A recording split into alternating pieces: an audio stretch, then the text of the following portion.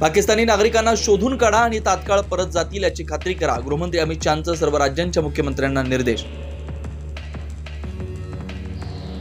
बेलगाम हल्ल्यातील संशयित दहशतवादी आसिफ शेख आणि आदिल गुरीचं घर स्फोटामध्ये उद्ध्वस्त. आसिफ आणि आदिल या दहशतवाद्यांच्या घराची झडती घेताना संशयित वस्तूंचा स्फोट. लष्कर प्रमुख जनरल उपेंद्र द्विवेदी जम्मू आणि काश्मीर दौऱ्यावर. श्रीनगरमध्ये 15व्या कोर कमांडरनं लष्कर प्रमुखांना दिली सद्यस्थितीची माहिती. पहलगामला जाण्याची शक्यता. लोकसभेतलं विरोधी पक्षनेते राहुल गांधी श्रीनगरमध्ये दाखल. आर्मी रुग्णालयात घेणार बेलगाम मधल्या दहशतवादी हल्ल्यातल्या जखमींची भेट. स्वातंत्र्यवीर सावरकर बदनामी प्रकरणात राहुल गांधींना सुप्रीम कोर्टाचा दिलासा. समन्स कायम ठेवण्याचा अलाहाबाद कोर्टाचा आदेश स्थगित. यापुढे बेजबाबदार वक्तव्य कराल तर आम्ही स्वतःहून दखल घेऊ, असा इशारा.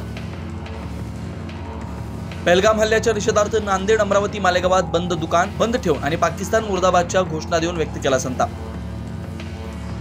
100 दिवसांच्या आढाव्यात शिवसेनेच्या विभागांची बाजी. पहिल्या विभागात शिवसेनेचे 5, भाजपचे 2 तर राष्ट्रवादीचा 1 विभाग.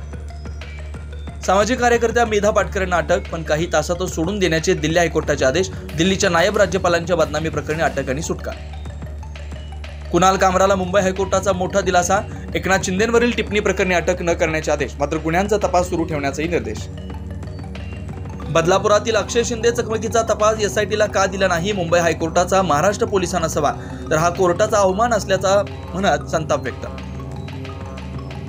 सोलापुरातील बार्शी ड्रग्ज प्रकरणी आणखी 3 समावेश असल्याचं समोर. आरोपींची संख्या 12वर 3 आरोपी फरार. इस्रोचे माजी प्रमुख कस्तुरी रंगन यांचं निधन. वयाच्या 84व्या वर्षी बंगळुरूमध्ये घेतला अखेरचा श्वास.